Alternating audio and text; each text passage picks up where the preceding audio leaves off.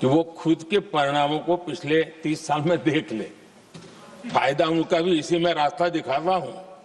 इसी में फायदा है कि जो नुकसान हो रहा है उससे बच जाओगे। और इसलिए मैं समझता हूं कि इसको राजनीतिक रंग देने की जरूरत नहीं है।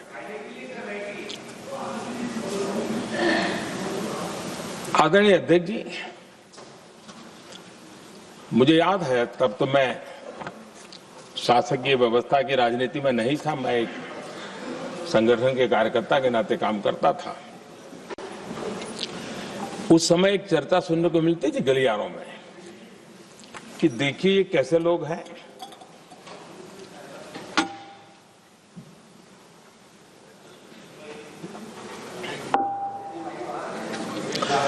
पंचायतों में आरक्षण देना है तो बहुत आराम से दे देते हैं, लेकिन आप कह रहे हैं तो कह रहे हैं,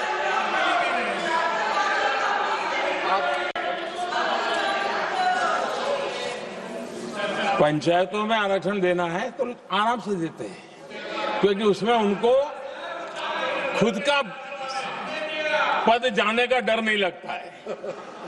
उसको लगता है हम सुरक्षित यार वहां दे दो। ये उस समय गलियारों में बहुत चर्चा थी कि बोले कभी नहीं करेंगे यहां बैठे हुए। क्यों? क्योंकि उनका कुछ जाएगा। और इसलिए और बगे पंचायत का हो जाता है, 50% तक पहुंच गए। मैं राजनीतिक दृष्टि से और भी एक बात समझाना चाहता हूं साथियों। आज से 25 साल 30 साल पहले जिसने भी विरोध किया तो विरोध राजनीतिक सतह से नीचे नहीं गया था। आज ऐसा समझने की गलती मत करना।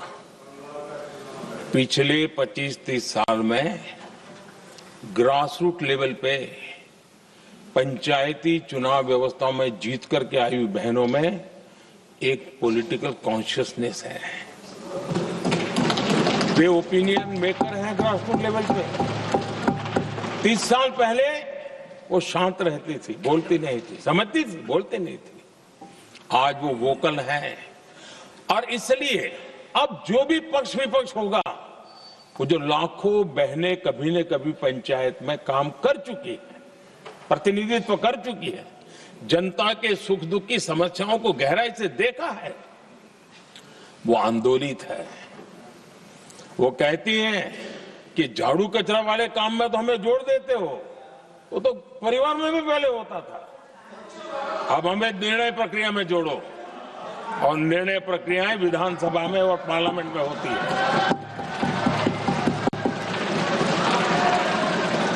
और इसलिए मैं राजनीतिक जीवन में जो लोग प्रगति चाहते, मैं किसी भी सांसद की बात करता हूं, किसी भी एमएलए की बात करता हूं, ये दल वो दल की बात मैं नहीं कर रहा हूं। जो भी राजनीतिक जीवन में सफलतापूर्वक आगे बढ़ना चाहते हैं, उनको ये मान के चलना पड़ेगा कि पिछले 25-30 साल में लाखों बहनें ग्रासरूट लेवल पर लीडर बन चुकी हैं। अब उनके अंदर सिर्फ यहां 33% का नहीं, वहां भी वो आपके फैसलों को प्रभावित करने वाली है। और इसलिए जो आज विरोध करेंगे उसको लंबे समय तक कीमत चुकानी पड़ेगी। लंबे समय तक कीमत चुकानी पड़ेगी। और इसलिए राजनीतिक समझदारी भी इसी में है कि हम ग्रासरूट लेवल पर महिलाओं की जो पॉलिटिकल लीडरशिप खड़ी हुई है, उसको आपने अब कंसीडर करना पड़ेगा। यहां मैंने सुना हमारे मुलायम सिंह जी थे, तब से एक विषय चला रहे हैं, उनके परिवार वाले पे भी चला रहे हैं। आप देश की बहनों पर भरोसा करो ना, उनकी समझदारी पर भरोसा करो। एक बार 33% बहनों को यहां आने दो, आकर के उनको निर्णय करने दो, किसको देना है, किसको नहीं देना है, इस वर्ग को देना, उस वर्ग को देना, करेंगे वो निर्णय। हम उनके सामर्थ्य पर आशंका क्यों करते भाई? एक बार आने तो दो।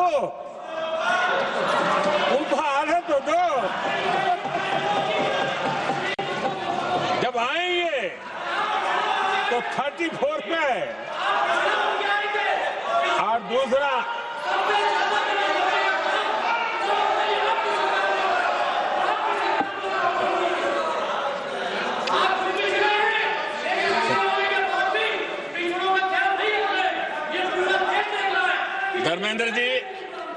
धर्मेंद्र जी मैं आपका बहुत आभारी हूं कि आपने मेरी पहचान करा दी।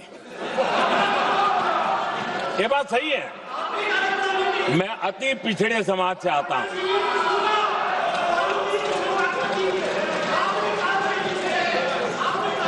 धर्मेंद्र जी, मैं आपका बहुत आभारी हूं और अखिलेश जी मेरे मित्र हैं तो कभी कभी मदद कर देते हैं।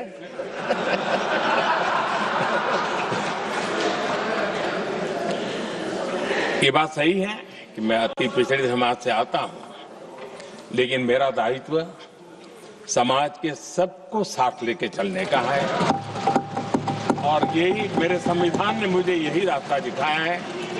मेरे लिए संविधान ही सर्वोपरि है और इसलिए और ये संविधान की ताकत है कि मेरे जैसा अत्यंत छोटे समाज का, अति पिछड़े समाज के व्यक्ति को इतना बड़ा दायित्व देश ने दिया।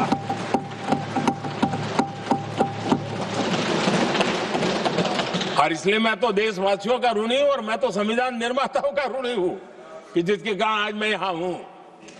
लेकिन आदरणीय अध्यक्ष जी, शिकायत की तो अच्छी बात है कि वो पिछड़ी जाति का स्वीकार कर रहे हैं, लेकिन हम पिछड़ी जातियों के साथ अन्याय न करें, इतना निवेदन है। आदरणीय अध्यक्ष जी, आज जीवन के हर क्षेत्र में हम देखें कि नारी शक्ति देश के गौरव को बढ़ाने वाले, परचम लहराने में कहीं पीछे नहीं है जी। हम गर्व कर सकें इस प्रकार से जीवन के अलग अलग क्षेत्रों में आज हमारी माताएं बहनें बहुत बड़ा योगदान, हमारी बेटियां तो कमाल कर रही हैं जीवन के हर क्षेत्र में।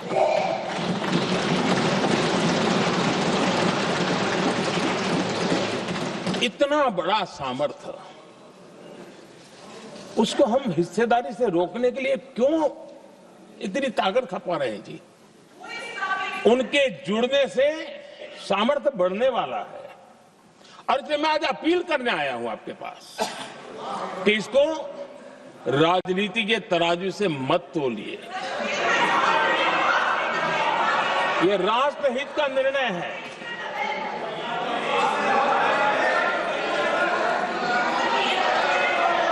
आदरणीय अध्यक्ष जी, आज का हमारे सामने अवसर एक साथ बैठ करके കൂടുതൽ വാർത്തകൾക്ക് news 18 Keralam YouTube channel subscribe ചെയ്യുക.